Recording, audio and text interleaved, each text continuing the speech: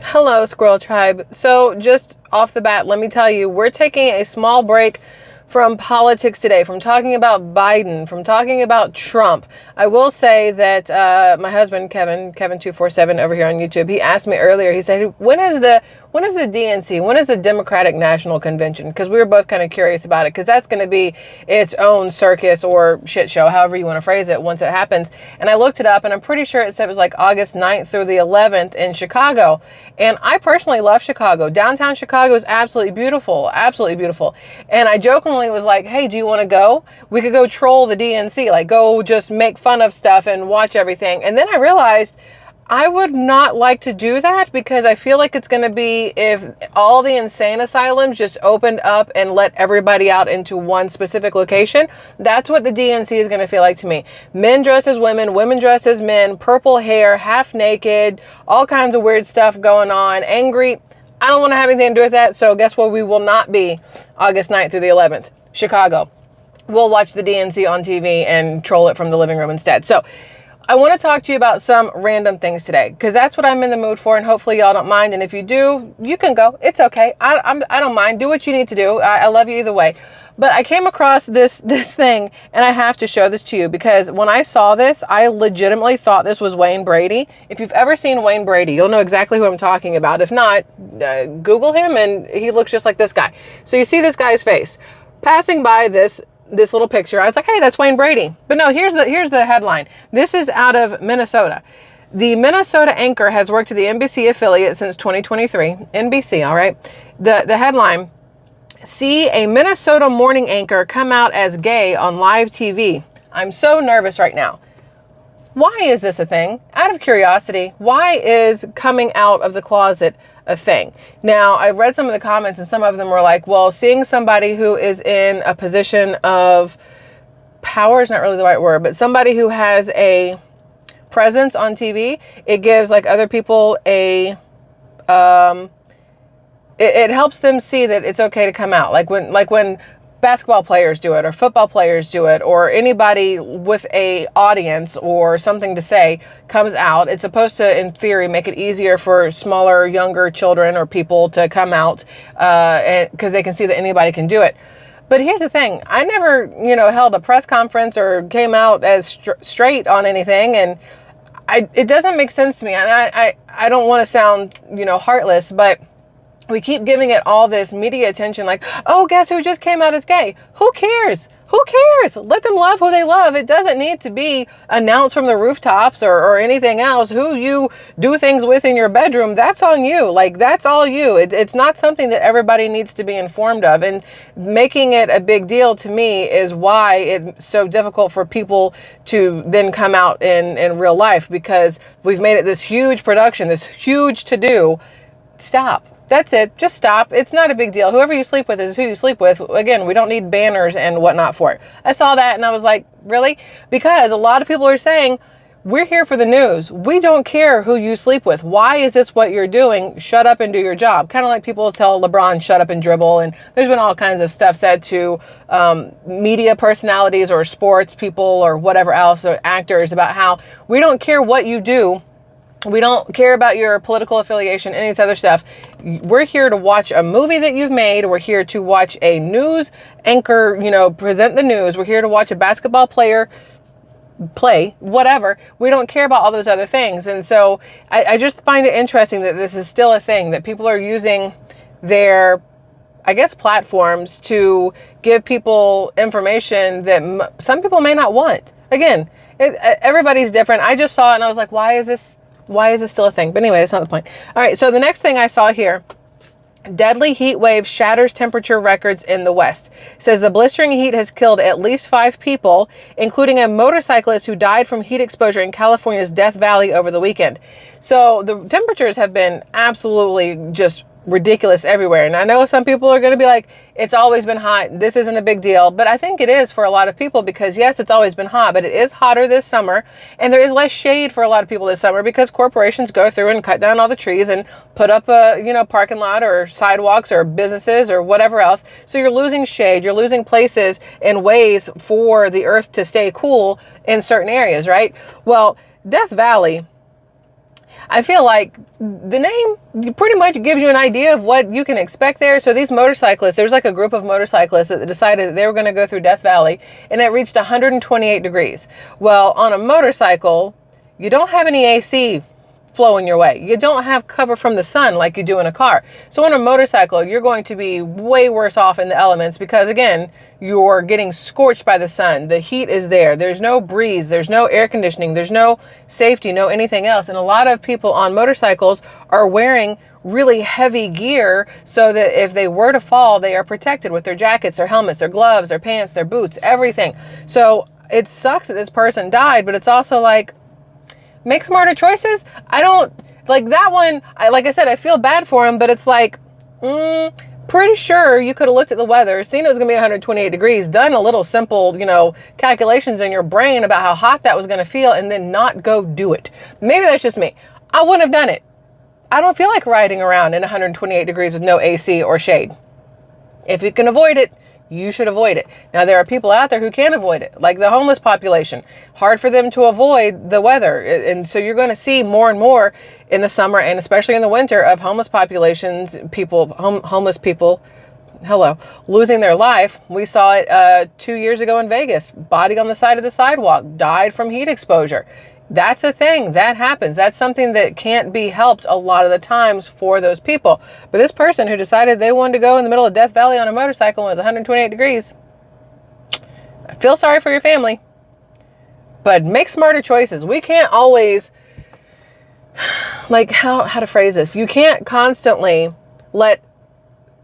that's going to sound awful. I don't mean it to sound awful, but you can't constantly let victims be victims because sometimes they're intentional victims.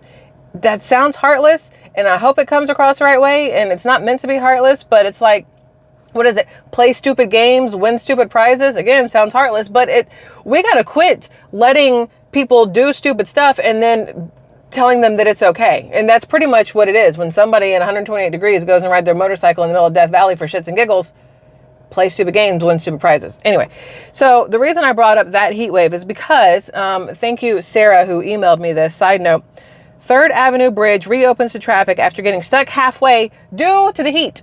Y'all, due to the heat, this bridge would not open on Monday. I'm trying to get look, can y'all see that? The Midway Bridge there? It got stuck like that. For hours, they had to shut down the bridge. So this is in New York, obviously, New York City. The 3rd Avenue Bridge connects Manhattan and the Bronx, all right? 2 different boroughs connecting through this bridge. They were closed down from 2:45 p.m. until about 6:30 p.m. because it got so hot that they're saying the steel, is it steel?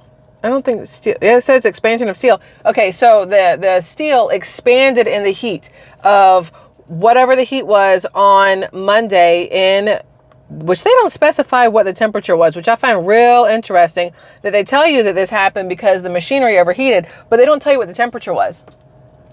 No, without receipts, I just think that maybe y'all didn't want people driving across the bridge because I don't trust bridges and people lately. You've seen what's happened to bridges across the U.S. lately with the collapsing and the barges hitting and all kinds of random stuff, right? This is a random stuff in my opinion. But they said it was down for, what is that, like 4 hours? And they had to have the FDNY, the fire department in New York, said them and where is it? Where did it say? Oh, their marine units. I'm sorry, I couldn't find it. Their marine units were spraying the bridge with water in an attempt to cool down the equipment. So I guess, I don't know if there's other ways to get from Manhattan to the Bronx. I have to assume that there is more than just this one bridge, but I don't know because I have not been to the Bronx. And I technically think I was in Manhattan one time, but I don't remember exactly where, and I don't think it was anywhere near a bridge. But this being shut down for 4 hours, I'm sure caused a slew of problems for people who needed to go back and forth. So hopefully they figure this out. They're going to blame it on the heat like they did, but again, they didn't mention what the temperature was. And now hopefully that this has happened, they can implement something to ensure that it doesn't happen again. Because once it's happened, you should know that a second or third or fourth time is possible. Go ahead and be preemptive and ensure it doesn't happen again, right? Okay, Target. These are all just random headlines I came across that I wanted to talk about today. So thank you for letting me have this conversation with y'all. Target, which some people love and some people hate, it depends. Some people see Target as a necessity if it's the only place they can get certain things from. They are no longer going to accept checks starting next week. No more checks. You are cash or you are card. Target has put some things in place lately that a lot of people don't like. And then Target has started backpedaling on a lot of things. So Target, a couple months ago, said that their self-checkouts, right? They have all these self-checkouts now. They implemented a 10 items or less at the self-checkout. Then they implemented a card only at like 99% of the self-checkouts, or 75%, depending on how many you have. We have 4. 3 of them were card only, no cash. 1 of them you could use cash, right? And it was 10 items or less. But I live in a very touristy area, and people don't give a shit about your 10 items or less. You can go to Publix and see that. You can go anywhere that says 10 items or less and see people with 2 carts full of stuff standing in line. And if you try to fight them on it, they're going to fight you back. So just, whatever. So Target had implemented the 10 items or less, no card, no cash, no whatever. And then they realized that that was not working because people were, again, just standing in line with however many things. And then they were not implementing enough open lanes with cashiers to offset this 10 items or less in the self-checkout. So there was like a big pushback from consumers or customers for Target. And Target was like, fine. You can have more than 10 things at the self-checkout. You can pay cash at one of them or whatever else. And we'll try to get like another cashier or 2 on the lanes. But now they're like, you know what? Screw y'all. We're not doing checks anymore. Checks take up too much time. Well, do you know who pays with checks a lot of the time? Older population. I know my Nana used to pay everything with checks. She'd pay cash or checks. Never used a card for anything. I believe my mom still uses checks for stuff. A lot of people rely on checks because they don't want to use a card. They don't trust a card. Some people don't want to carry cash with them. So they rely upon using checks. And now more and more places are saying, we're not doing it anymore. It's either cash or card, no checks. Target now being one of the no checks. So for those of you who do shop there, here's your heads up. Starting next week, it's cash or card only. I don't think they're going to barter at any point, but checks are out. So you're going to have to figure out something else if you want to continue shopping at Target. Now, what's interesting, I went to get my oil changed on my Jeep today. And you know it costs $110 to change oil on a Jeep? I don't know. Everything has gotten so flipping expensive. It's absolutely ridiculous. But anyway, I went to go get the oil changed on my Jeep. And when I went to pay for it, the lady was like, okay, well, after tax, it's $122 after tax and stuff. She goes, but if you're paying with a card, it's $125. And I'm like, that's a weird jump up. She goes, I know, I'm sorry. We have a $3 charge. And I was talking to her and I'm like, well, most restaurants these days are passing on their 3 to 4% credit card fees onto the consumers. You guys have seen it numerous times, I'm sure, that if you go to a lot of restaurants or anything that has like the tip ability or pay with a card besides like at clothing stores or gas stations, they are now saying, hey, if you're not paying cash, we're going to give you this fee that we're getting from Visa, MasterCard, American Express, whoever it may be. We're going to pass that on to you, which is really shitty, right? But then I was talking to her, I'm like, how about the places where you go and they don't even give you the option to pay cash anymore? It's a no cash, so you're forced to pay with a card, and then they still want to charge you that percentage to pay with your card, which is absolutely ridiculous in my opinion. I don't understand how you can, as a business, tell a consumer you can't pay cash, which leaves only card, especially since all these places are getting rid of checks, and that you must pay a credit card fee if you're going to use your credit card.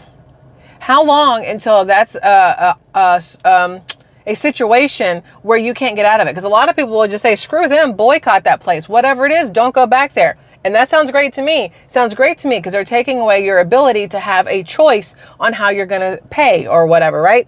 But what happens when that's the norm for everybody? When everybody says, oh, sorry, we don't take cash. Oh, sorry, we don't take checks. By the way, you're going to have to pay the credit card, but you're also going to have to pay the fee that we as a company have to pay the credit card companies for running your card. Then what happens? Like, where are we at that point? Just something to think about, because it's a little further down the line, hopefully, but it's there. Like, it's in line to happen. So just keep that part in mind. All right, last one. Y'all ready? Y'all ready for this? So about, I don't know, a month or 2 ago, remember I talked to you guys, maybe you remember, if not, this is be brand new information to you, but we talked about how there was a gentleman who got the first ever pig kidney transplant. But not just a pig kidney transplant, a genetically modified, a gene modified pig kidney transplant. My brain keeps wanting to say pig kidney, and I don't know why. Like, I'm getting dyslexic trying to say pig kidney. Anyway, This man had diabetes and all kinds of stuff wrong with him, right? And he got a pig kidney transplant, and a month later he died. And the doctor's like, oh, no, it's not because his body rejected the gene-modified pig kidney. It's because of, all the other things that were wrong with him. And you're like, okay, maybe that's the case. It's one person. Well, see, what had happened was, woman who received pig kidney.